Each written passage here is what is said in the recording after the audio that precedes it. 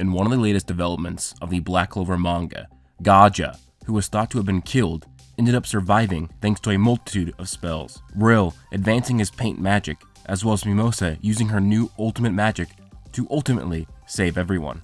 This has caused a huge rift in the fandom, which always allows for more hate from non-Black Clover fans to come in and rail on the series. This goes in tandem with Noelle's statement of them using magic to reshape reality, has also caused people to say that there are no stakes in this series. They say that Mimosa and Rill's spells were Asspulls, and that Gaja's survival was poorly written. Well, actually, Gaja's survival via Mimosa and Rill's spells were actually foreshadowed by Tabata and are in no way Asspulls, as Rill is literally using spells from Norse mythology that I predicted would be used before it was revealed in the manga, as well as me predicting that Mimosa would save people from a death before she actually did it in the manga. If I can postulate theories of these events occurring in the manga months to weeks to even years before they can happen, then it is impossible to be an Asspull, as you need evidence and foreshadowing to build fan theories in the first place. Asspulls are something that has not been foreshadowed. So, I'm going to go over Gaja's false death, Mimosa and Rill's spells, and their references to Norse mythology, as well as cover Noelle's reality quote that is being grossly taken out of context by the internet. Now, if you guys really want to help me out, you can check out my light novel series called 9 Fates at 9fates.com. And also, please do leave a like, comment, and subscribe if you enjoy. You can also turn on notifications. You can also follow me on Twitter down below if you want more discourse. But anyways, guys, let's get into this video. May 14th, 2021, nearly 4 months before the reveal of Mimosa's ultimate magic. It kind of is what your spirit or soul is like, is what your ultimate magic is going to be. So if you just look at any of these characters, you can kind of guess what they might have. So I have an actual pretty good theory going on that's floating around my head for Mimosa. I've written down a few things, and it would actually be pretty epic for the story if I'm right. So let me know if you are down for actually seeing an ultimate magic theory for Mimosa. It's actually taking inspiration from one of my older theories about her, and that she might be able to actually prevent the deaths of people who have already died, thanks to a possible connection and a relation. So that being said, let me know your thoughts of this theory down below. Comment. So yeah, I predicted this a long time ago, that Mimosa's new healing ability would essentially act as a way for her to prevent deaths and reverse deaths. And then she did this in the manga. There were multiple reasons on how I was able to predict, just based on the pure writing and storytelling that Tabata was crafting, as well as looking to the myths of the Norse, as Tabata heavily refers to these myths and takes a lot of inspiration. We know that Mimosa has some of the most potent healing magic in the universe. This was even before she had true magic. With true magic, learning the use of runes and arrays, she leveled up her healing. But Mimosa then would train with a god, the tree deity, the Dryad, with the elves as well, to learn ultimate magic. With this, she used ultimate magic to level up her healing spell. What if I told you, though, that I predicted that Mimosa would learn to reverse deaths in October 2019, nearly 2 years ago, and nearly a year before we even knew that Mimosa would train to use ultimate magic, and even before she even learned true magic. But there's another very important Valkyrie that is featured in the saga of Solplater. The Valkyrie's name was Hildur, and her power on the battlefield was to heal people. Now, in some myths, she also would just bring back people from the dead by resurrection, but in the other interpretations or translations, she just heals them. Because of this, it allows the everlasting battle and conflict between Hedin and Hogni to keep on going and to maintain the battle. I made a theory using the Norse myths to predict that Mimosa had Valkyrie powers and that she would be able to reverse deaths in Black Clover. This is because Tabata is taking inspiration from a certain Norse saga called the Sorlathatur. In Sorlathatur, there are two brothers who are brothers through oath, not blood, competing to become the king of all Scandinavia. Their competition is very long, since they are equal in every single way. That story sounds quite familiar, doesn't it? Well, it gets even crazier. Each are guided by a Valkyrie. One of the Valkyries is named Gondul, which means wand wielder in Old Norse. Noelle is the only important character in Black Clover to wield a wand. She uses Valkyrie powers, and furthermore, Valkyries are associated with accompanying heroes in the sagas, and are usually women of royal descent, and have associations to swans, which Noelle has all of these. Furthermore, there is another Valkyrie accompanying the other brother, Hildur, who has the ability to reverse death, bringing people back to life, and thus allowing for the continuance of the competition for the two brothers to become king of all Scandinavia. sounds very similar to the tale of Asta and Juno, two orphan brothers competing to become the Wizard King and the Valkyrie that surround them. This was a pretty good theory in my opinion, and it became more credible once it was revealed that Mimosa would train with true magic, then even more credible when she would train with a god and elves to learn ultimate magic. We know that ultimate magic connects to the soul, and essentially levels up one of their previous spells to a massive degree. As, with ultimate magic, Licht was able to borrow mana from all the elves in the area instead of just one at a time, with a Demon Dweller sword. Gaja upgraded Israel Asteraza into Apocalypra Asteraza. Sorry, these spells are just incredibly hard to pronounce, but the spell that could have killed Megicula if not for her recovery curse spell. And Lux's ultimate magic upgraded his Thunder Fiend into Lightning Battle Fiend. And then for Mimosa, it was the original Princess Healing Flower robe. With her true magic, it was Princess Healing Flower Paradise. So if you just look at everybody else's ultimate magic, it affects one of their spells, so it wasn't that crazy to deduce that Mimosa's ultimate magic would be a transcendence of Princess Healing, and it was with the Flower Princess Utopia, the spell that reverses deaths, just as I predicted that Mimosa would do nearly 2 years ago. I also liked how this showed that ultimate magic can be used to sacrifice your life, or restore it. If you still don't believe that Tabata draws from Norse mythology, just take his own word in the Black Clover databook, where he says that the Mistletoe spell is actually from the Icelandic mythology, which if you don't know, the sagas from the Icelanders is where the majority of what we know of Norse mythology is derived. So if I could predict that Mimosa would get the ability to reverse death 2 years ago, before even true magic was a thing, then with all the added context, it is not an Asspull for Mimosa to be able to do this. This is Tabata foreshadowing and actually writing quite well. But anyways, now it is time to talk Rill's spell, which has been also dubbed an Asspull by parts of the fandom and Black Clover haters alike. This is because he drew Valhalla, seemingly out of nowhere, which actually is a flat out lie. Rill drew Twilight Valhalla because he saw Noelle's Valkyrie form, which inspired him to draw Valhalla. I actually was going to make a theory that Rill would draw Odin, and this would lead to none of his allies being able to die.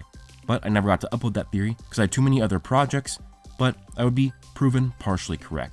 I thought that because Rill takes inspiration from what he sees to draw things, like he saw Lux Lightning in the Royal Knights tournament and then drew Zeus, and then Zeus actually used the abilities from Zeus in Greek mythology. He took complete control of lightning. So it is not that hard to believe that Rill would draw Norse mythology-based spells if he saw Noelle's Valkyrie form. So he drew Twilight Valhalla. This is because Valhalla is the most famous realm where the Valkyrie live in Norse mythology. Valhalla is an afterlife where all of humanity's dead heroes go to train for the end of times, the Battle of Ragnarok. But it is very important to note that the only way that we understand fictional stories is that they are always in some way related to our reality.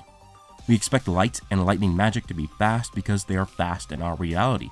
We expect fire to be hot in fiction because fire is hot in our world. We expect Twilight Valhalla to do because Twilight Valhalla does in our world. Yeah, Tabata is actually a genius, as he actually foreshadowed what the abilities of Twilight Valhalla would be in the very name Twilight Valhalla. And it's important to note what happens during the Twilight times in the actual realm of Valhalla in Norse mythology. Twilight has two definitions. It is the time between dusk and sunset, and then the time between dawn and sunrise. During the first twilight of the day, from dawn to sunrise, Odin activates one of his charms over Valhalla, the spell of resurrection. He heals everybody and brings them all back from death, bringing all of his warriors back so they can train and fight all day. The second twilight hits. Odin activates his charm once more. He heals or resurrects all of his warriors, called Einarjar, so they can feast from dusk till the sun sets, and then party as well. The cycle repeats again in the next twilight in the morning, when he resurrects his warriors with his charm once more, so they can do it all again until Ragnarok. So this is why Twilight Valhalla prevents everyone from dying and was not an Asspull, because during the twilight times, in the realm of Valhalla, people cannot die. Also, Odin has a charm active in Valhalla at all times that vastly increases the power of his warriors, akin to the second ability of Twilight of Valhalla from Rill's spell, which increases the magic power of all of Rill's allies. So we know that Mimosa was in the area with a high likelihood that she can prevent or reverse death now. Nox Shadow Magic acts as a semi-spatial magic when it comes to teleportation. He just could not join mid-battle because the aura of Megicula was too strong, so he had to wait for the fight to be over. And Rill, his spell, was foreshadowed by him being able to draw gods in the past, and Noelle being a Norse based entity because of her Valkyrie form, and then he draws Valhalla, which it's not just Valhalla, it's Twilight Valhalla, and Twilight in the Norse mythology, in Valhalla, is when people cannot die. So all that just really adds up. Mimosa was in the area, Noct can see it from everywhere else, so Noct brought her in. He can teleport people with shadow magic, and we know that our foreshadowed insane healing ability would happen, and then, so it all just really adds up. That this was not an Asspull. This is Tabata taking from Norse mythology and building it into his own series. And again, Twilight Valhalla, that's just a masterclass of essentially foreshadowing a spell of what it can do, just with its name, but it's still being subverting expectations. So now I'm going to go over Noelle's statement about her talking about them using magic to manipulate reality. These people are going around acting as if Noelle just pulled this statement out of her ass, when in reality, she was actually talking in response to her vice captain, Noct, in the scene. Noelle is upset that Gaja, Charlotte, and Rill are about to die, but then Noct shows up. He says, "There's nothing to be done. We defeated a supreme devil. We should be content with that." And then also says, "Vice Captain Noct?" Noct continues, "Not everyone who's right is necessarily rewarded for it. That's reality." Then he thinks to himself, "Although, I did want them to be rewarded." Then Lux says, "Hey," and Noct says, "Oh yes, I brought the one you said to bring, but it's too," implying that to say it's too late, but then Noelle says no. Then Mimosa activates her ultimate healing spell, and then Noelle says, "We'll just overrule reality. After all, that's what magic does, right?" Literally the only reason that Noelle said reality is because Noct said reality first. This was not her commentary on what they had just done. It was a direct response to her vice captain using the same wording as him.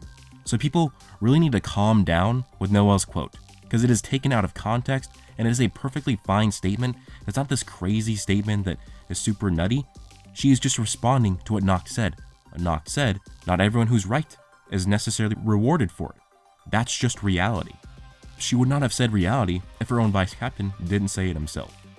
So the quote, people attacking it, saying that's a stupid quote, it's just her responding to Noct. It's not her just saying this out of nowhere and pulling it out of her ass. And on to the next point. I'm sorry, but Gaja really is not that important of a character. I don't really care if he dies or not. I don't think there's even a case for him to be made that he's a top 20 most important character in the series. Most, if not all of the Black Bulls, are more important than him, as well as a slew of other characters. He was introduced 75% into the series so far, in chapter 225, and he really hasn't done that much in the manga since then. The anime canon does expand a tad bit on his character when he trains with Asta, but not that much. And did you guys really want to see the failed self-sacrifice death trope yet again in the manga sphere? When people sacrifice their lives to kill a villain just for it to be a complete failure is a terrible trope. This is why I think it is good that Gaja survived this way. But honestly, overall, I would have preferred if he did die. That would not have been bad storytelling, I think it would be a bit better, but only if his ultimate magic, sacrifice, actually wounded Megicula to the point that it helped the squad take her down. Like say for example, she gets wounded from it, she recovers, but she's like, well now I can only use like 90% of my power, or 80% of my power. That would have done way better, but him sacrificing himself essentially and it doing nothing is just pointless. But if he's going to do any sort of self-sacrifice when it accomplishes nothing, then he might as well come back with proper foreshadowing like it would happen in the actual manga and confess his love for Lolopechka, and then see him become an actual important character because he has not become one yet. I know the topic of deaths in Black Clover is nuanced, but I actually see it as something in the middle, and I agree with both sides of that argument overall. But I'll be doing a future collaboration with Buzzard, and we'll discuss death in Black Clover in that video.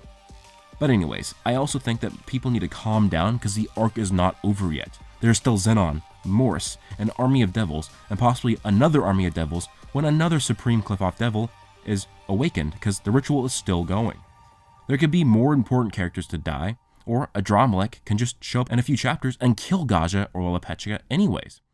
Actually, Lolopechka, seeing Gaja die with her own eyes and not in a controlled state after he just confessed love for her would be a good way for Tabata to give her the motivation to actually learn attack spells and subvert our expectations of what just happened. Speaking just purely from potential, Lolopechka actually has the most potential of anybody in the series. She has the combined power of likely dozens of Heart Queens past, and was able to use Mana Zone across an entire country. Well, she just does not have an attack spell, and does not have an attacking nature, and that's why she doesn't really win fights. She's just a support mage. But anyways, guys, stop the slander. This video is probably not going to do well, because it's not the type of videos I really make, so the algorithm's not going to help me, so please like this video, support it, post it onto your Twitter, show it to people who are slandering Black Clover, because no, this is not an Asspull. Mimosa was, her ultimate spell to reverse death was foreshadowed. I predicted it 2 years ago, and then it only built up more and more until it actually happened. Rill's spell, Twilight Valhalla, is just a masterclass of incorporating mythology into the story, because remember, the whole point of Twilight in the actual realm of Valhalla is that is when people are healed and resurrected, and when they cannot die. Exactly what is happening in Rill's Twilight Valhalla. Noelle's statement was taken out of context by so many people, and really Gaja's not that important of a character. He did not need to die for me, and I think that there will be important characters that will die soon. But anyways, guys, please let me know your thoughts on this video down below. Leave a like, comment, and subscribe. Hope you guys all have an amazing day. Plus...